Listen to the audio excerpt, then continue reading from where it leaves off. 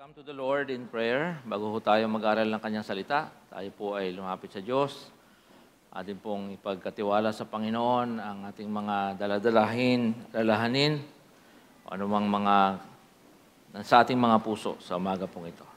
Tayo po ay magkaroon ng sandaling katahimikan pang kausapin natin ang ating buhay na Diyos.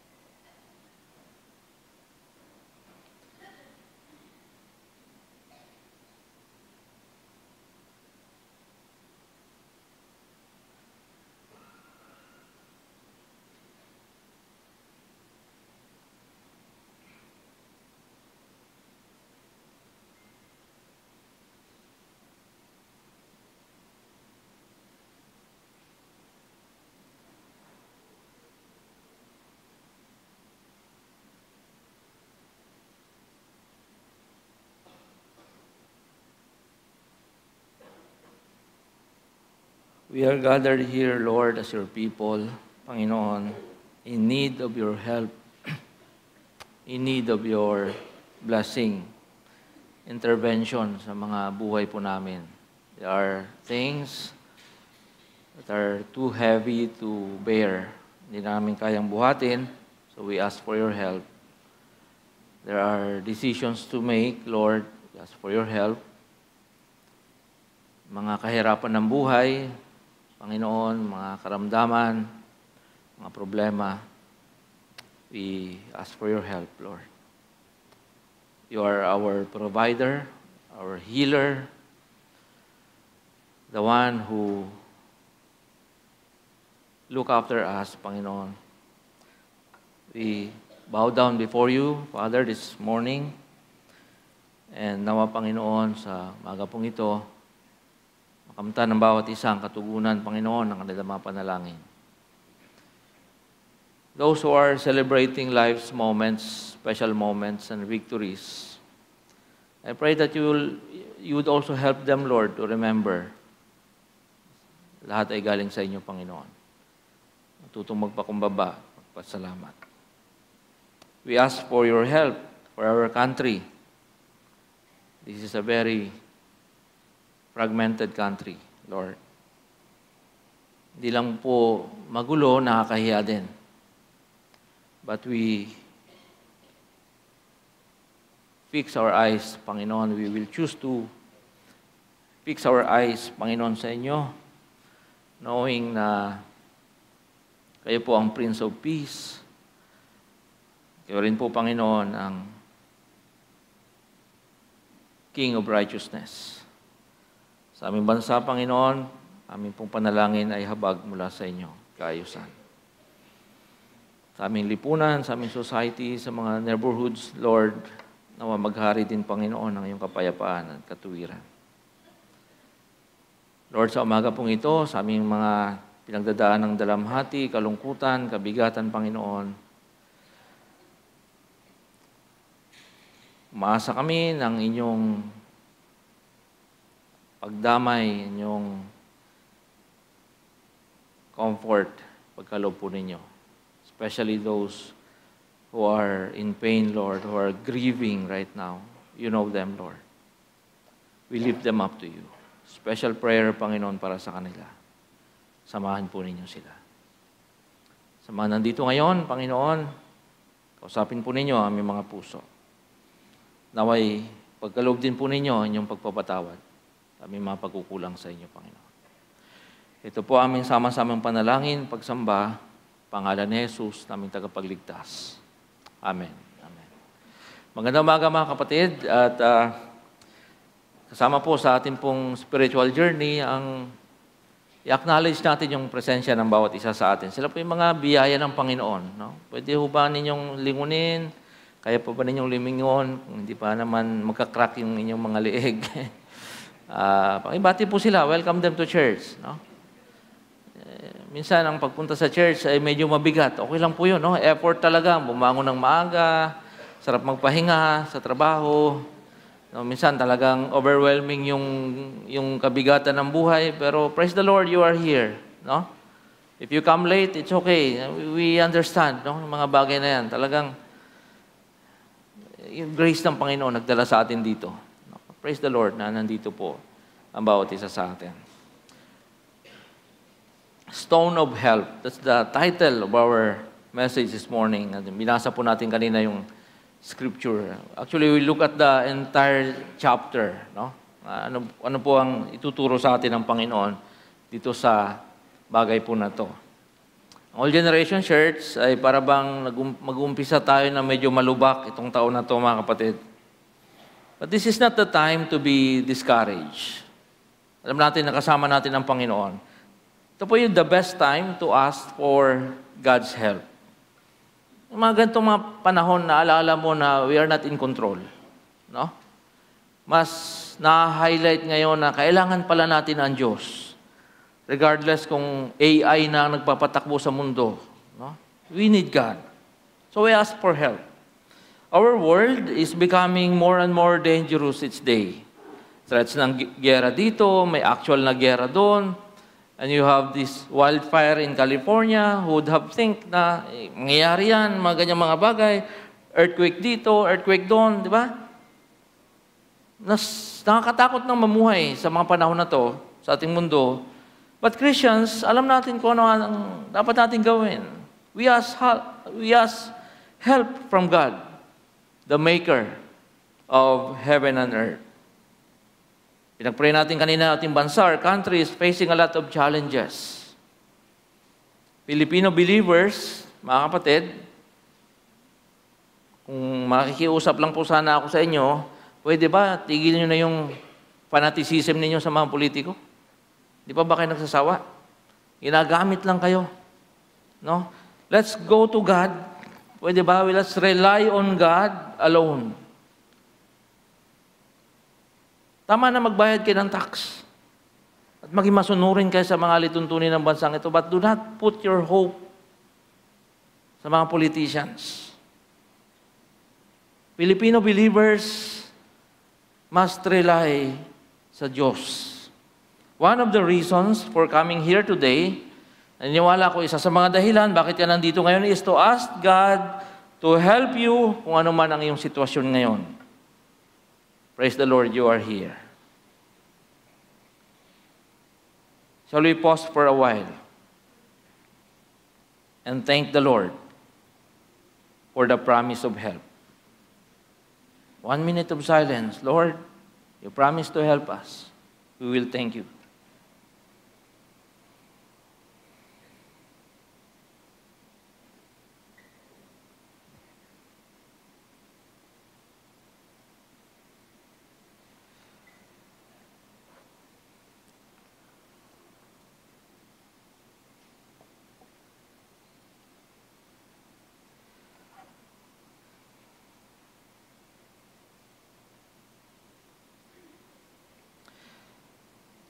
Thank you, Lord, for your promise of help. Amen. A Christian is a person na nagpapatuloy, nagpupursige, mga kapatid, with hope in spite of many troubles and hardships of life. Yan ang isang mga tatak ng mga Kristiyano. If you are into Reformed theology, huwag mo lang sobrahan. Isa sa mga abbreviation doon sa yung letter P ay perseverance of the saints. Whatever happens, we persevere. Isa po yan sa matatak ng mga Kristiyano. In facing life's challenges, ang Kristiyano kumukuha yan ng lakas, hindi dito sa mundong ito, kundi sa salita ng Diyos. Look at Psalm 121, verses 1 and 2. Sabi niya, I lift up my eyes to the mountains. Where does my help come from? Saan nanggagaling ang aking tulong? My help comes from the Lord, the maker of heaven and earth. Sabi natin sa Tagalog, doon sa mga burol, ako'y napatingin. Sa klolo sa akin, saan manggagaling? Ang hangad kong tulong, kay Yahweh magmumula, sa Diyos na lumikha ng langit at lupa.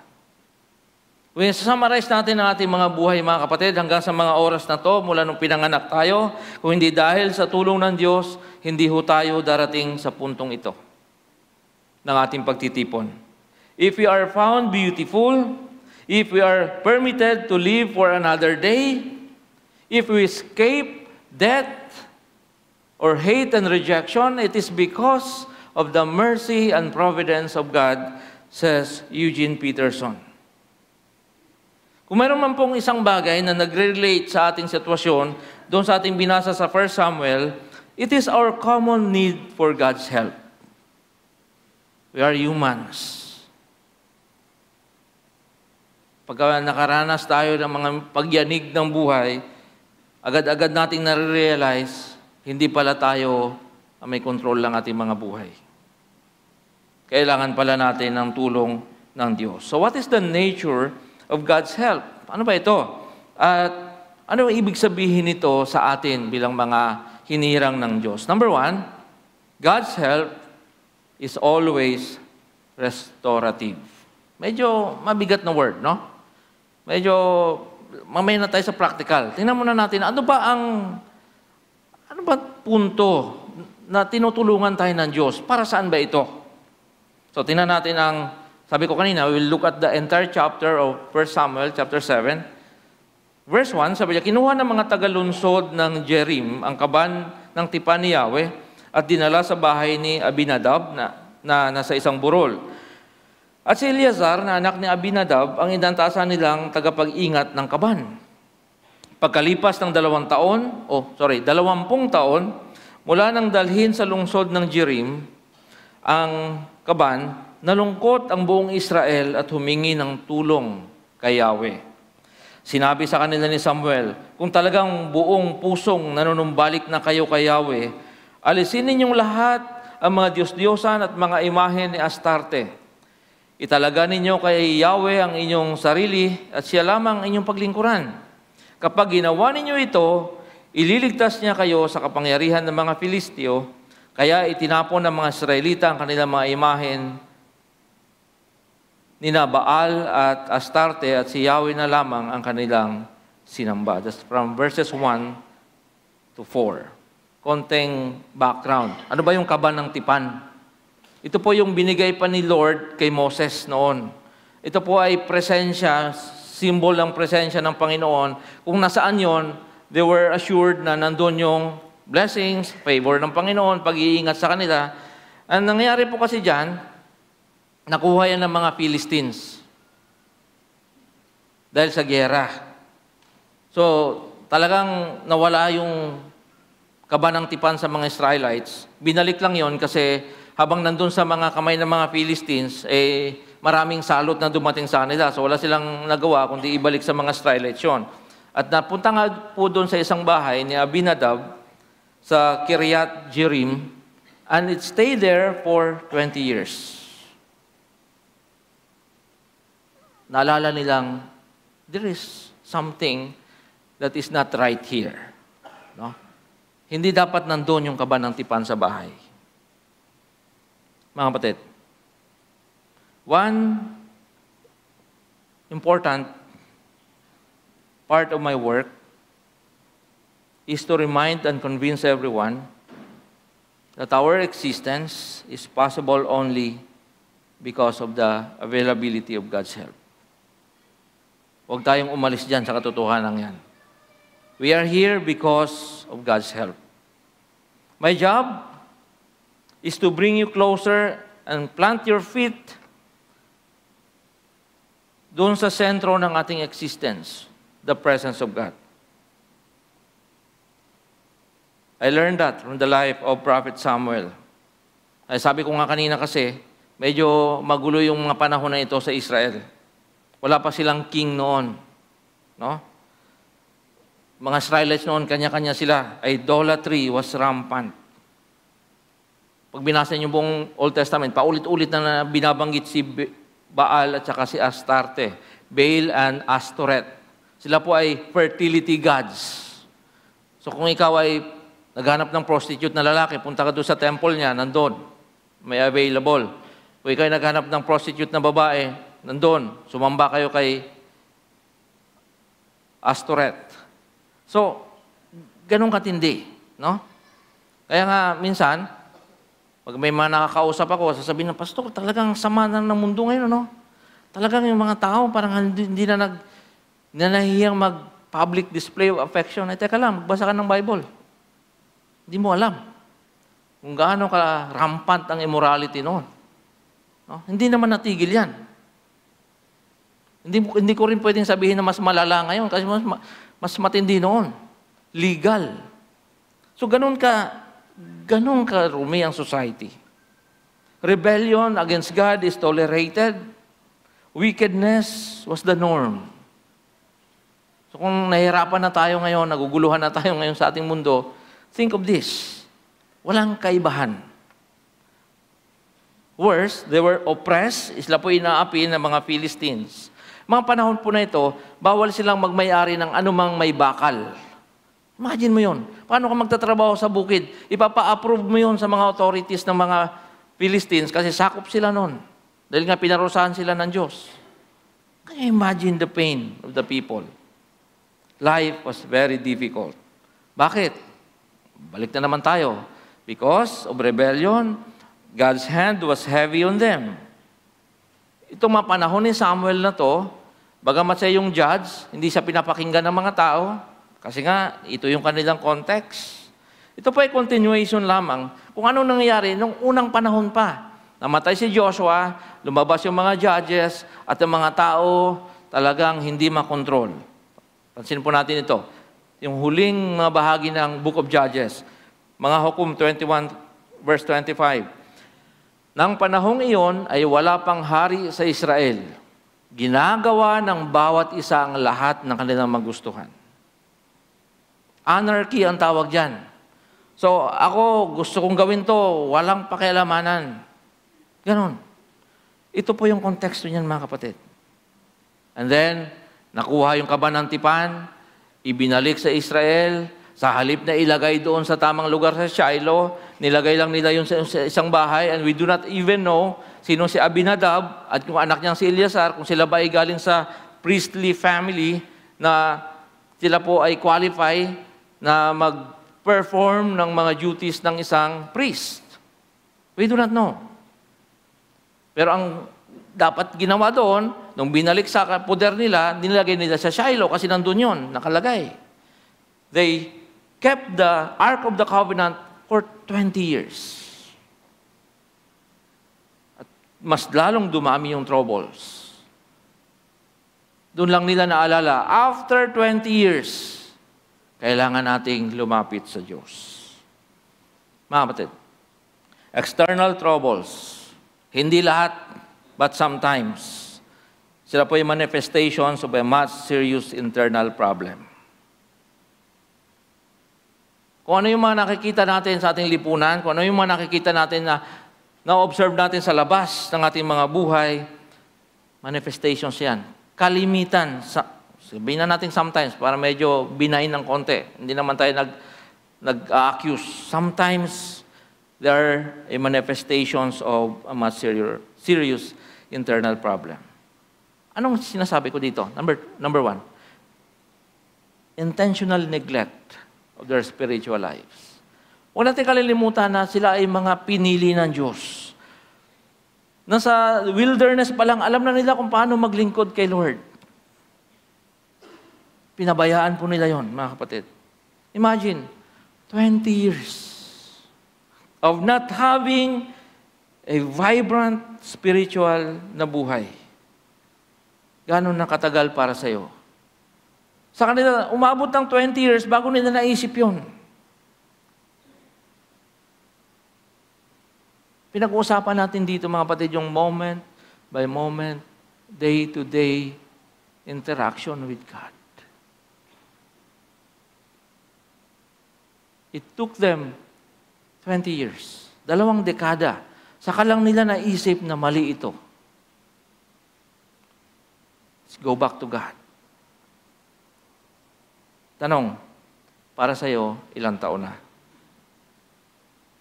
Pangalawa, yung symbol of the presence of God is not a substitute for personal day-to-day encounter with the living God. Nasa amin eh. O dito na sa bahay ito. Di ba, sometimes, mga kapatid, we want to domesticate God. Kristyano tayo, pero naniniwala pa rin tayo na pag nidalaw ako ng senior pastor, mas malakas ang presensya ng Diyos kaysa sa elder. We domesticate God. Pagka ito ang nag-pray sa akin, mas malapit ako kay Lord kaysa sa taong ito. Symbols ng presensya ng Diyos, hindi po yan substitute, mga kapatid, ng iyong personal na pakikipag-ugnayan sa Diyos. God is a God who is gracious and merciful, pero hindi binabypass ng Diyos, hindi niya kinakat yung process. 20 years. So kung 20 years kayo matatauhan, God will wait. Kaya natin i-highlight yung isa sa mga characteristics ng Diyos, which is patience. God is very patient sa atin. Ang haba ng pasensya ng Panginoon. 20 years, hindi inuwi doon sa tamang lugar yung kanyang Ark of the Covenant. Nagsarili yung mga tao doon mag-worship. And God was waiting. Siguro dahil sa pasensya, haba ng pangunawa ng Diyos sa atin, kaya tayo na lahat na nandito. No? Nga lang, sa proseso, humahaba, nandun din yung maghahalong punishment ng Lord, maghahalong naramdaman mong loneliness, isolation, pain and suffering, brokenness, para bang walang meaning yung buhay, and then we come to a point, ma-realize mo, mayroong hindi tama sa buhay ko. For 20 years, ganun ang buhay ng Israel, and then Israel asked for help. Na-realize nilang, hindi ito tama. Lumapit na tayo sa ating Panginoon. They asked for help, and they did something amazing. Finally, they repented and turned away from their sins. And then, binigay nilang muli, tinalaga nilang muli ang kanilang mga buhay kay Yahweh. 20 years. Ang tulong ng Panginoon, pag dumating sa atin, laging mayroong kasama yan na tapik na tayo ay bumalik sa Kanya. The process remains the same for us. Anong naramdaman ng Israel after 20 years? Nalungkot sila. No? Nalungkot sila. Bakit? Kasi alam nilang yung kanilang ginawa ng matagal ng panahon, hindi tama. So, godly sorrow. Dumating sa kanila yun. Tingnan nyo yung 2 Corinthians chapter 7, verse 10. Sabi doon, godly sorrow leads to repentance. Pangalawang ginawa, return to God with all your heart. O pangalawang gagawin mo ngayon, kasi sabi ko kanina, the process remains the same, return to God with all your heart. Anong ginawa ng Israel doon? They prayed, they fasted, they repented, tapos kumuha sila ng tubig, symbolic kasi sa kanila, binuhos nila sa ground. Yun po ay simbolo na binubuhos namin ang aming mga buhay sa paglilingkod sa inyo, Panginoon. And then they consecrated themselves sa Panginoon. So let us consecrate ourselves sa Panginoon and serve the Lord. Ito, let go of your idols. Mga kapatid, make that difficult decision now. Sometimes our idols is our orientation or yung ating pagkasanay na sa comfort and convenience. If you want to serve God, get your hands dirty. You serve God.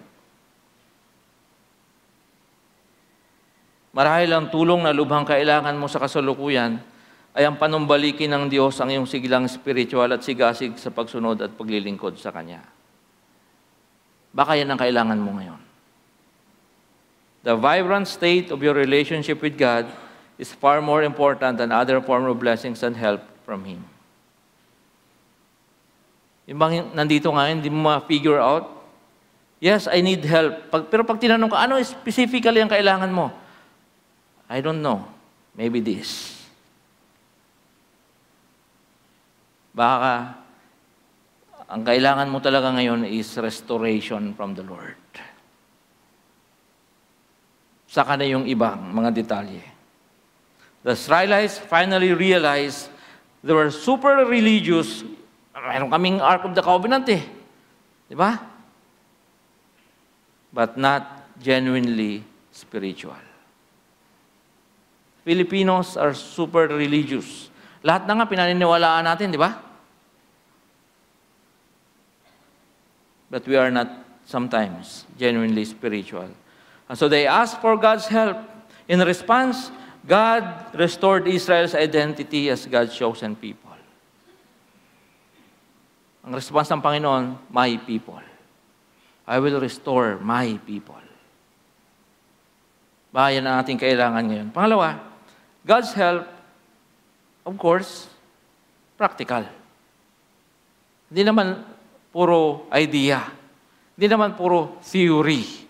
Dahil ang ating kailangan, ang ating sitwasyon, kailangang tugunan ng mga practical na mga pangyayari at practical na bagay. Basahin natin.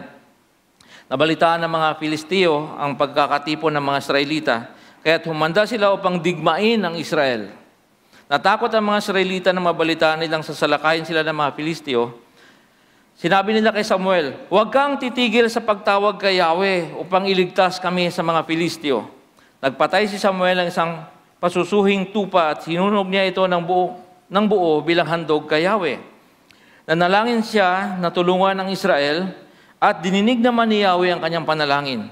Samantalang naghahandog si Samuel, palapit ng palapit ang mga Filisteo. Ngunit ginulo sila ni Yahweh sa pamamagitan ng malalakas na kulog at nagapi sila ng mga Israelita. Meron pong misconception sa mga Christians patungkol sa ano ba yung nature of God's help. Minsan, iniisip lang natin na yung tulong ng Panginoon ay limitado lang yan sa salvation ng ating mga kaluluwa. O kaya sa mga malalaking mga bagay, mga spectacular at mga miraculous na mga events ng buhay. In other words, iniisip natin na puro spiritual, intangible ang tulong ng Diyos. Hindi siya practical. But God's help is very practical, mga kapatid. By practical, I mean visible. Nakikita natin ang tulong ng Diyos. It is tangible. Nahawakan mo at nararanasan natin. And it can be traced within time and space.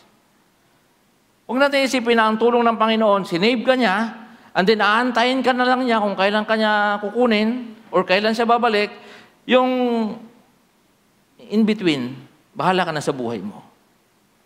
Hindi po ganon. Pwede mo i-trace in space and time ang tulong ng Diyos. Kaya nga sabi ni Samuel, "Thus far, the Lord has helped us." Hanggang dito ay tinulungan tayo ng Diyos.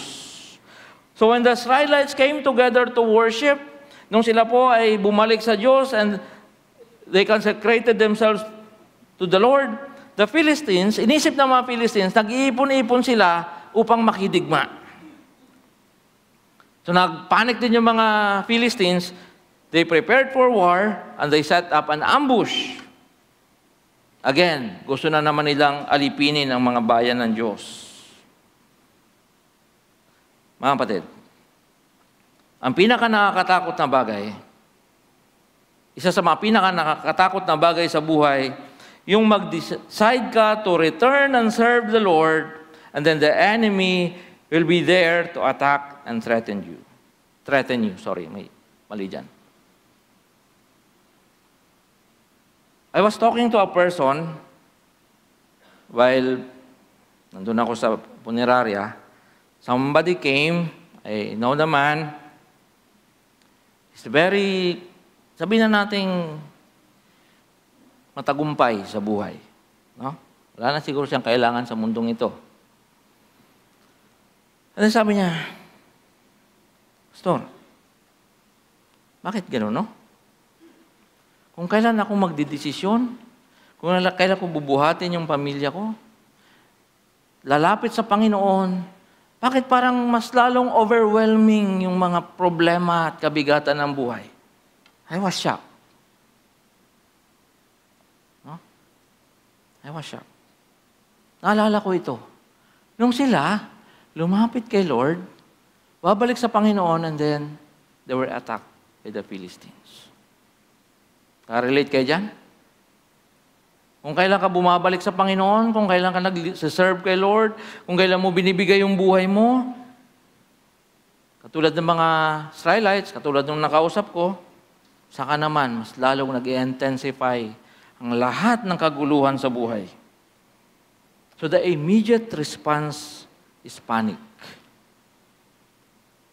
and fear. Mga kapatid, huwag muna. Let the Lord take care of your battles.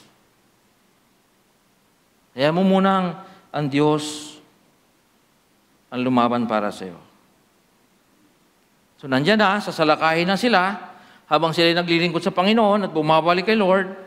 But Israel decided to fight the battle in a different way. Kasi nung unang labanan, talo sila eh. Dahil sila lang yon. Dahil wala ang Diyos. Now, they humbled themselves before God. Hinayaan nilang ang Diyos ang kumilos para sa kanila. It was practical because they heard the same thunder. Di ba may kulog? But only the Philistines got confused and were defeated. Pareho naman nila narinig yon. Nandun lang naman sila eh.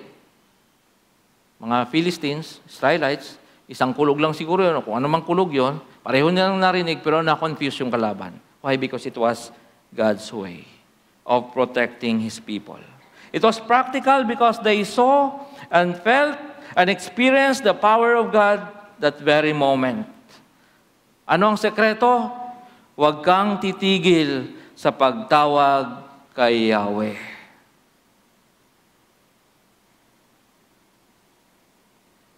Chapter 4, same place, same battle, iba ang outcome.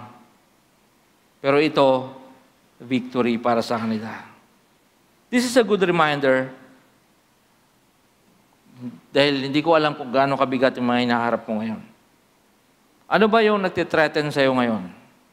Anong uri ng danger? Kaya mo bang pangalanan? Anong uri ng fear? Ang naramdaman mo ngayon, kaya mo bang pangalanan? Do not stop praying.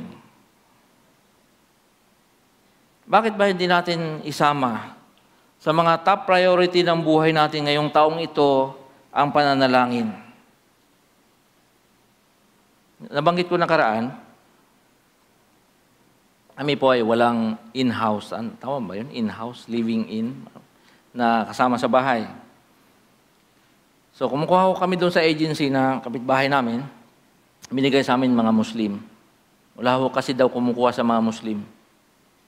Hanggang dito sa Luzon, may discrimination, no? Pero ito, si Johara, laging magpapaalam yun. Kuya, pipray muna ako. Uwi yun doon sa agency. Alas 12, alas 3, uwi. Magpipray. Sabi ko, huwag ka na umuwi doon. Mainit. Tapos hindi ka makapag-pray doon. Marami kayo. Diyan ka sa taas. Anong lesson? Buti pa itong mga to. Diba? Tingnan mo ang katabi mo kung nagpipray. 5 times a day daw sila nagpipray. So Pasok yung alas 12 at saka alas 3. Hindi ko na alam kung yung tatlo, kung anong oras pa yun. Papaalam yun, di ba? Pray lang po ako. Sabi mo, diyan ka na sa taas. Mayroon siyang carpet doon. Pray siya doon. Kumusta tayo mga kapatid? 3 times a day kami nagpipray, Pastor. Breakfast, lunch, at saka dinner. Minsan nakakalimutan pa natin, no? Pagkatapos, sorry Lord. May iluluwa mo pa yung kanin, no? Pero yun lang. Sama natin sa priority. Sabi ni mga Israelites, do not stop praying for us. Huwag nating tigilan ang pananalangin. Pag hindi naman natin tinigilan yung pananalangin, what comes next? Count your blessings. Name them one by one. Dahil maalala mo, laging lamang ang blessing ng Panginoon kaysa sa problema. Tama ba? Pananalangin tayo. Finally, mga kapatid, God's help brings us closer to God and His blessings. Yun naman yun eh. No? Parang yung kanina lang, ni-restore ka ng Panginoon. Pero ito, mas alam mong nandyan lagi ang Panginoon. Tingnan nyo to. Pagkatapos, naglagay si Samuel ng isang malaking bato sa pagitan ng Mispa at ng Sen bilang alaala. Tinawag niya itong Ebenezer, nang ibig sabihin, tinulungan kami ni Yahweh hanggang dito.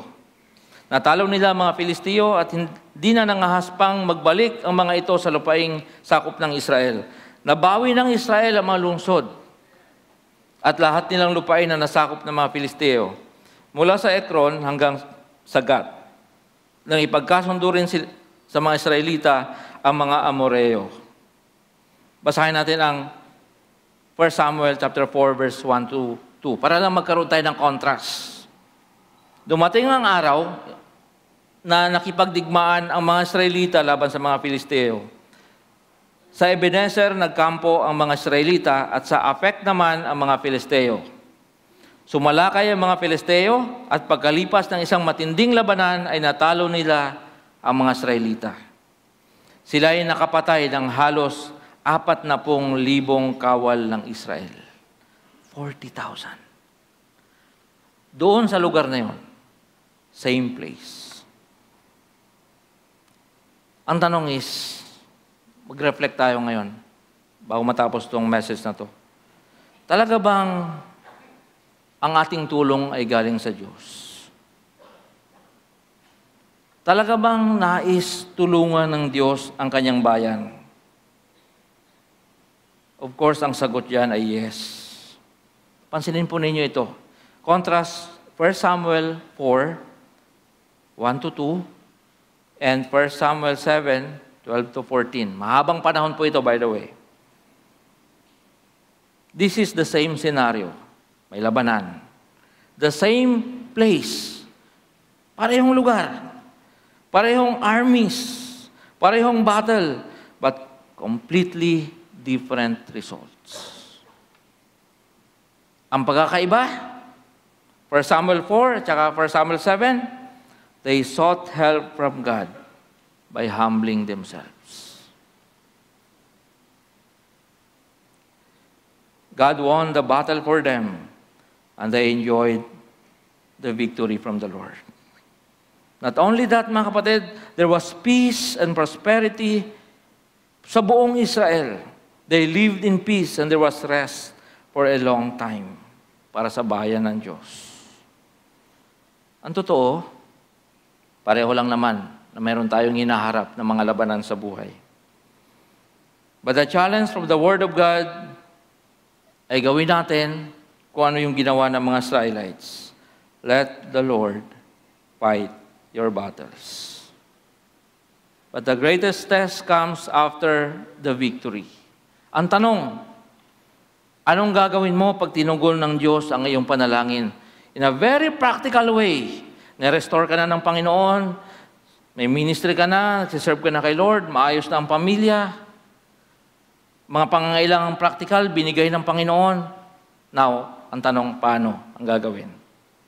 What will you do with your God-given victory? You remember God at yung kanyang ginawa sa atin. How? Mga Israelites, Samuel, they set up a monument. Gawin mo yan, kapatid. Yung magpapaalala sa'yo na ito ay tulong ng Diyos sa akin. Make something to commemorate God's favor and blessings at yung mga breakthroughs ng buhay na alam mong galing sa Panginoon. Naglakbay si Jacob, papatayin siya ng kanyang kapatid. Natulog siya sa disyerto, ginawa niyang una yung bato, bumaba yung mga anghel. Pagising niya sa umaga, he set up yung mga stones na yon as a remembrance na nandito ang Diyos. Si Joshua, nung nanalo sila sa labanan, nagtayo din siya ng mga altar. Just to remember, the Lord did it for us. Si Samuel, nung ginulo at natalo ng Diyos yung mga Philistines, anong ginawa ni Samuel? Huwag natin kalilimutan to. Sabi niya, tayo ng monument. Of course, mahirap nang gawin yan. Sa subdivision ka, ma-question ka pa ng City Hall. No? Mapagbintangan ka pa ng pastor na dumalaw doon na masamba ka na naman sa... Ito inom muna ako kasi... Hoy, kayo ba? Nakapasa sa board. Nagkaroon ng magandang trabaho. Ang binili iPhone, hindi Bible.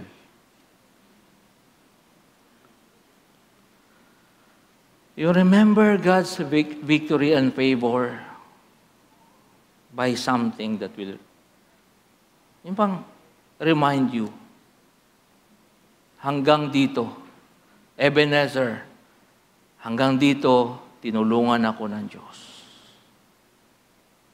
Nag-asawa ka, get something that will remind you, favor ito ng Panginoon. Kapangit-pangit mo, sinagot ka ng maganda. No? Favor ito ng Diyos, I will remember God. No? Hindi ko sinabing huwag kayong bumili ng mga gadgets, no? But buy something. Lord, natutunan ko yan sa aking mentor.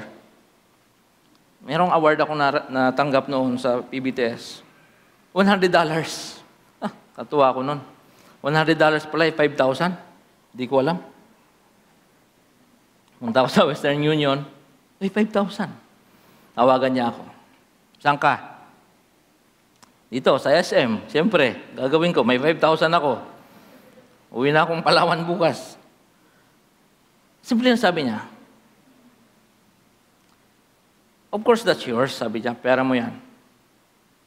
But get something that will remind you of this day. God has blessed you. So I went to, hindi ko alam, buhay pa ba ang PCBS ngayon? For the first time sa buhay ko. Imagine mo, nakatapos ako ng seminary, wala akong sariling Bible. Marami naman sa library kasi. Got myself my first Bible. I will always remind myself, blessing yan ng Panginoon. So kung mga kapatid, may lupa kayo, tanim ka ng nyog, I will remind you. Tinulungan ako ng Panginoon. Nakita ko yan, alam kong mayroong nangyari sa buhay ko. Tinulungan ako ng Panginoon. When you honor God this way, you will be able to celebrate in a manner that pleases God. Di ba? Naalala yung message ko noon?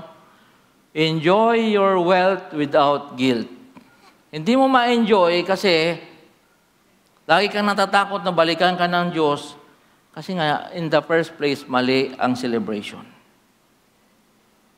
But when you acknowledge na lahat galing sa Panginoon, you serve God faithfully, you are honest with your life. Pag may blessing, hindi mo iniisip yung guilt. God takes care of the past and the future, so I worry about the present. God help us in the past, gives us victory in the present, and promises that He will take care of the future for us. Diba? Ang sabi ni Samuel, hanggang dito. Hindi niya naman sinabing hanggang dyan na lang. Eh, paano ang future? So, alam mo na mayroon pang pangako ang Panginoon, but kasi ito yung moment. So, i-celebrate natin ito. Dahil hanggang dito, tinulungan tayo ng Diyos. God is our help. Basahin natin ang awit 124. Ano kaya, sabay-sabay po, kung si Yahweh ay di pumanig sa atin? O Israel, ano kaya yung iyong sasabihin? Kung ang Diyos na si Yahweh sa amin ay di pumanig, noong kami sa lakayin ng kaaway na malupit, kami noon ay nilamo na ng buhay sa silakbo ng damdamin at ng galit na sukdulan. Maaring nooy natangay na niyong agos, naanod sa karagat tuloy-tuloy na nalunod. Sa lakas ng agos nooy nalunod nga kaming lubos. Tayo ay magpasalamat, si Yahweh ay papurihan, pagkat tayo niligtas sa malupit na kaaway. Ang katulad natin ibong sa bitag ay nakatakas. Lubos tayong nakalaya nang ang bitag ay mawasak. Tulong nating kailangan ay kay Yahweh nagmumula, pagkat itong lupa't langit, tanging siya ang lumikha. Hanggang sa mga panahong ito, mga kapatid, hanggang dito ay tinulungan tayo ng Diyos. Pagpalain po ang bawat isa.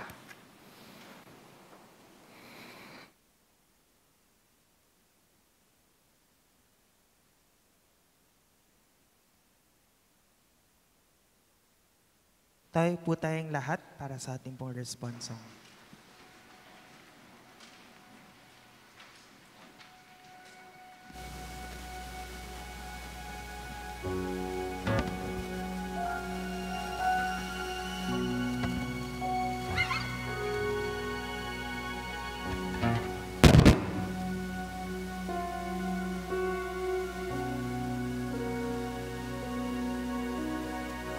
Puso ko'y dinudulog sa'yo,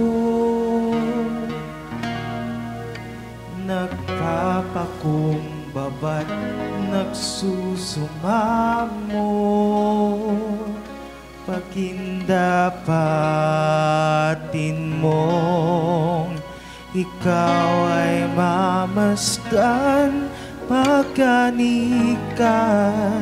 sa'yo ay pumisan.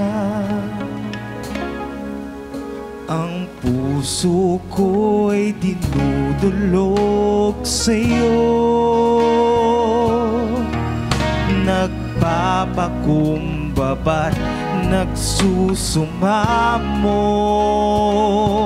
pagindapatin mong ikaw ay mamasdan, makanikat, sa'yo ay pumisan.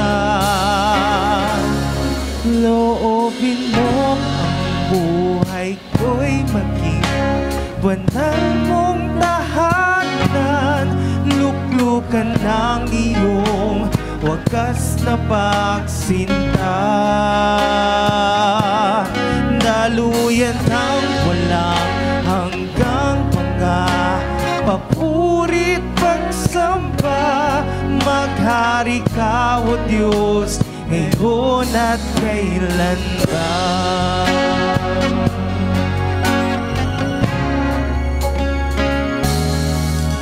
Ang puso ko'y dinudulog sa'yo, nagpapakumbaba't nagsusumamo, pagindapatin mo, ikaw ay mamasdan, makanikat, sa'yo ay pumisan. Loobin mo ang buhay ko'y maging banal mong tahanan, luklukan ng iyong wagas na pagsinta. Daluyan ng walang hanggang mga papurit pagsamba, maghari ka o Diyos ngayon at kailan ba? Oh, loobin mo ang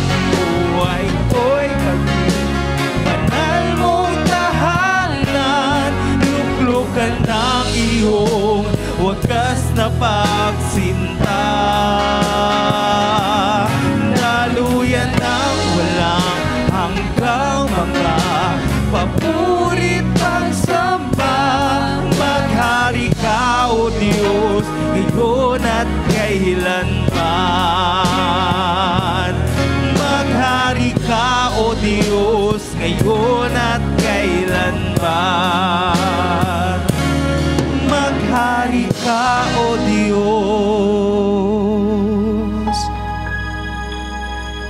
ngayon at kailanman.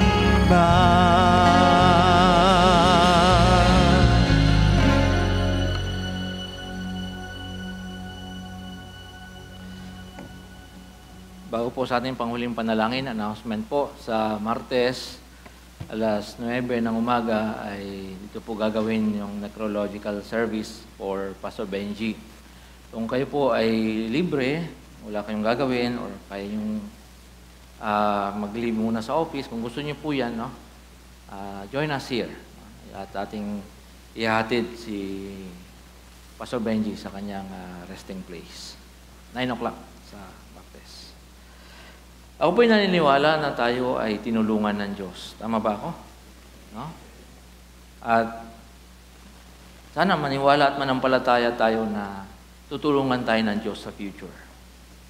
So sa ngayon, siguro ang ating gagawin is to remind each one of us, tutulungan ka ng Diyos, no? By praying for that person. Sino man inyong katabi ngayon, no? Mas maganda ako, laging pro-family ako eh. So kung family na kayo na nandyan, pray together. Tulungan tayo ng Diyos. Mga tatay, remind your children, the Lord will help us. No? Ayun, kung sino man yung katabi nyo ngayon, no? Just pray. Pray together.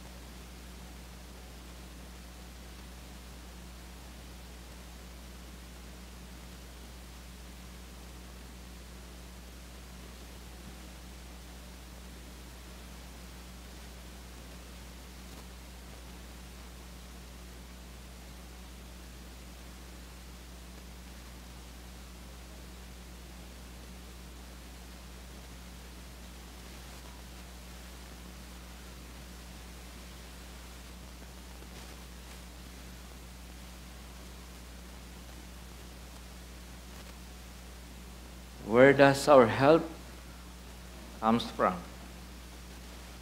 Our help comes from the Lord, the maker of heaven and earth. This is our prayer. This is our statement today. Hear us, O Lord. In the name of the Father, Son, and Holy Spirit, we pray. Amen. Magandang umaga mga kapatid. Pagpalain po tayo ng Panginoon.